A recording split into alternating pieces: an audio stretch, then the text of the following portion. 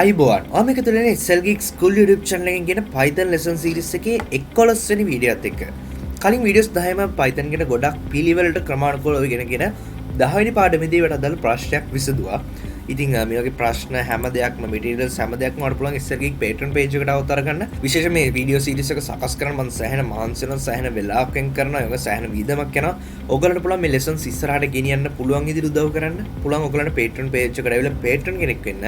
ඉතින් මේ විදිහට Patreon කෙනෙක් වුණොත් ඔයාලට ඕන වෙලාවක අයින් වෙන්න පුළුවන්. මේ තියෙන හැම දෙයක්ම කියවන්න බලන්න ඔයාලට හැකියාව තියෙනවා. ඉතින් ඒක නිසා පල්ලා description එකේ දාලා තියෙන link එකෙන් ගිහලා මතකෙතු Patreon කෙනෙක් වෙන්න අමතක කරන්න එපා. ඉතින් ආයෙත් අපි යම් පාඩමට අද අපි කතා කරන්නේ formatted strings ගැන. බංගලින් ඔයාලට විස්තර කරා මතකෙද strings ගැන. strings වල උදාහරණයක් විදිහට අපි මුලින්ම f name කියලා variable එකක් ගන්න first name කියන එක. මේක මම වරහන් ගන්න. එක්ක තනි උඩු වරහනේ එහෙම නැත්නම් දෙකක් පාවිච්චි කරන්න පුළුවන්. මෙතන මම පස්නු කියලා ලබා දෙනවා.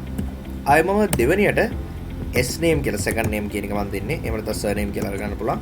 මම මේක දෙන්නම් ජයසිංහ කියලා.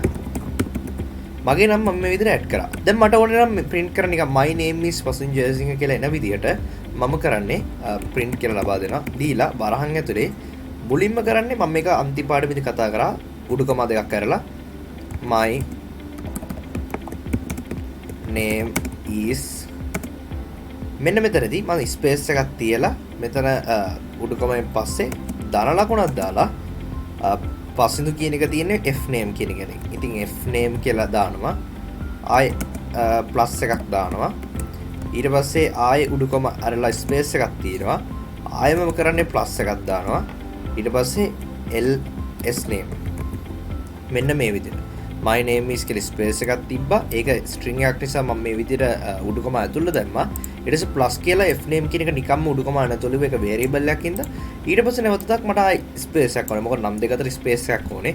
ඉතින් මෙතනින් ස්පේස් 100ක් තිබ්බත් වැඩක් නැහැ. මේ variable එක විතරයි print වෙන්නේ. ඉතින් ඒක නිසා තව ස්පේස් එකක් තියලා ඊට පස්සේ ආයෙම plus කියලා දාලා s name එක කියන්නේ මගේ last name එක print වෙන විදිහට සකස් කරා. දැන් මම මේක run කරලා ඔයාලට පේනද my name is පස්නු ජයසිංහ කියලා මෙතන එනවා. හැබැයි මේක ටිකක් කරදරකාරී. මොකද මෙතන මේ ලියන දේවල් අපිට හරියට තේරෙන්නේ නැහැ. ටිකක් ලොකුයි, ටිකක් කරදරයි. මෙන්න මේකට සොලියුෂන් එකක් ඕනේ. මෙන්න මේකත් එක්ක තමයි formatted strings එන්නේ. මෙතන මම ගන්න අලුත් variable එකක් a කියලා. මම මෙතන හිර මේ a කියන variable එක තමයි print කරන්නේ. අපිට print කියන variable එක ඇතුලේ මේක ලියන්න පුළුවන්. හැබැයි හැමෝටම තේරෙන්න ඕන නිසා තමයි මම a කියලා වෙනම variable එකක් අරගත්තේ. ඉතින් a කියන variable එකට ගිහිල්ලා අපිට පුළුවන් formatted strings වලදී මුලින්ම f අකුර අපි පාවිච්චි කරනවා. පාවිච්චි කරලා උඩුකම පාවිච්චි කරනවා. මෙන්න මේක තමයි මේකේ තියෙන සංකේතය. ඒ කියන්නේ අපි formatted string කියන දේ පටන් ගන්න f එකයි උඩුකම දෙකයි. මේ උඩුකම දෙක ඇතුළේ තමයි අපි හැමදේම ලියන්නේ. අර කලින් අපි print එකට වරහන් දාලා උඩුකම දාලා ඒකමද ලිව්වා වගේ f කියලා දාලා උඩුකම මැද මේක ලියනවා. උදාහරණයක් විදිහට මට ලියන්න පුළුවන්. මෙතන කිසිම ප්‍රශ්නයක් නැහැ. my name is. දැන් මෙතනදී ලියන ඔක්කොම ස්පේස් ඔක්කොම දේවල් ටික වදිනවා. ආයෙ දැන් වැදගත් උඩුකමෙන් එළියට යන්නේ නැහැ. මොකද මේක වරහණක් මොකුත් නැහැ. අපි උඩුකම ඇතුළෙම තමයි ඉන්නේ. ඇතුළෙම ඉන්න ගමන් මම දානවා සංගල වරහණ. මෙතන මම දානවා මගේ මුලින්ම තියෙන s name. ඊට පස්සේ ආයෙ මම සංගල වරහන් එළියට ඇවිල්ලා i space එකක් තියෙනවා. ස්පේස් වදිනවා. කිසි ප්‍රශ්නයක් නැහැ. නැවත තව සංගල වරහණ පාවිච්චි කරනවා. සමහරවිට මෙතන f name මුලින්ම එන්න ඕනේ. පළවෙනි නම f name. මෙතන මම s name කියලා දානවා. second name. දාලා ඉවරලා මේ විදිහට මට පුළුවන් මේක run කරන්න. දැන් බලනකොට පේනති කිසිම විදියට වෙනසක් වුණේ නැහැ දෙවෙනියට. මොකද අපි කලින් ගහපු කෝඩ් එකක් මෙතන තියෙනවා. ඒකට පල්ලෙහෙන් තමයි මේ කෝඩ් එක මම ගෙව්වේ. ඔයාලට පේනති 100% කෝඩ් එක සමානයි. බලන්න මේක ගොඩක් ලේසි. අපිට තේරුම් ගන්න දැන් ගොඩක් ලේසි මේක කෝඩ් එකත් පොඩි ගොඩක් ඊළඟට අපි පාවිච්චි කරපු සංකේත ගොඩක් අඩුයි. මානව පහසුයි මේ විදියට අපි ටයිප් කරද්දි. මෙන්න මේකට තමයි formatted strings කියන්නේ. මේක අපිට සංකේත දාන්න පුළුවන් ඕන දෙයක් වෙනස් කරන්න පුළුවන්. උදාහරණයක් විදිහට මම hash දාන්නම්.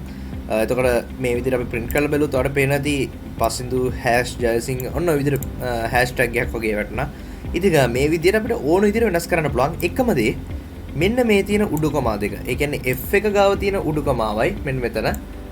ඊට පස්සේ මෙන්න මෙතනින් අවසන් වෙන උඩුකමාව අතර තමයි හැමදේම ලියවෙන්න ඕනේ. ඉතින් මේකේ උඩුකම ඇතුලේ ලිව්ව අපි string එක ඇතුලේ තියෙන දේවල් විතරයි. හැබැයි මේකේ උඩුකම ඇතුලේ හැමදේම variable එකක් වුණත් මේකේ උඩුකම ඇතුලට එන්නේ එකම උඩුකමාව. ඒ කියන්නේ හරියට ගත්තොත් මේක අපි කමාව වෙනුවට පාවිච්චි කරනවා වගේ දෙයක් හිතන්න පුළුවන්. මතකෙදෝ පටන් ගන්නදී f එකක් ලබා දෙනවා. මේකෙන් තමයි formatted strings කියන දේ අපි ප්‍රෝග්‍රෑම් එකට දැනුම් දෙන්නේ. ඉතින් මම හිතනවා මේ කෝඩ් එකට සාපේක්ෂව මේ කෝඩ් එක මාර ලේසි. උදාහරණයක් විදිහට මේක කෙලින්ම print කරන්න ඕන නම් මම මෙතන print කියන එක මකලා මෙතන මම print කියලා දෙනවා. වරහන් අරලා මෙතනින් මම වරහන වහනවා. දැන් මම මේක ආයෙත් print කරලා ඔයාලට පේන තේ වෙනසක් උනේ නැහැ. මම කරේ දැන් අර කලින් ඔයගොල්ලෝ තේරුම් ගන්න ඕන නිසා මම ඒ කියලා වේරියබල් එකක් කරගත්තා. හැබැයි දැන් මෙතන මම වරහන දාන්න හේතුව මම print කියන එක ඇතුළට මේක දාන නිසා. මම හිතනවා හැමෝටම මේක තේරෙන්නේ නැති කියලා. මොකද කලින් මම තියලා තිබේ වෙනම print කියලා function එකක් කරගත්තා. මෙන්න මේ විදිහට. ඉතින් මෙතන A කියන අරගත්තේ ඇත්තට මේ තියෙන්නේ A කියන එක. ඒ කියන්නේ ඇත්තටම A කියන එක අපි සමාන කරේ මෙන්න මේ කොටසට. මම මේ කොටස මේ A කියන එක ඇතුළට දානවා. ඒ කියන්නේ සරලවම දැන් A කියන එක තමයි මෙන්න මේ ටික. මම මේ ටික copy කරා.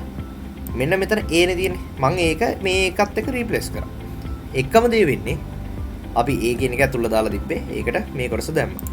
එතකොට මේ විදිහට අපිට තනි පේලින් උනත් මේක output එක අරගන්න හැකියාවක් තියෙනවා. මේ විදිහට තව variables ගන්න ඕනේ. අපේ වැඩි තවත් ලේසි වෙනවා. මෙන්න මේ විදිහට ප්‍රෝග්‍රෑම් එක රන් කරලා තොර පේන නැති කිසිම ප්‍රශ්න නැතුව අපේ ප්‍රෝග්‍රෑම් එකේ output එක ලැබෙනවා. ඉතින් මම හිතන හොඳ අයිඩියා එකක් එන්න ඇති කියලා formatted strings ගැන. ඉතින් මේ lesson series එකක් දෙක දිගටම ඉන්න. ඉස්සරහට තවත් පාඩම් කීපයක් කරන strings ගැන මේකක්වත් මිස් කරගන්න එපා. සෑහෙන වැදගත්. විශේෂම ඊළඟ පාඩම. ඉතින් ඒකත් එකක් දිගටම ඉන්න කියලා ආරාධනා කරමින් අදට සමු ගන්නවා. ඉතින් Python lesson series දවස් 2 පාඩමත් එක්ක ආයෙත් අපි එකතු වෙනවා. ඔයගොල්ලෝ හැමෝටම සුබ දවසක්.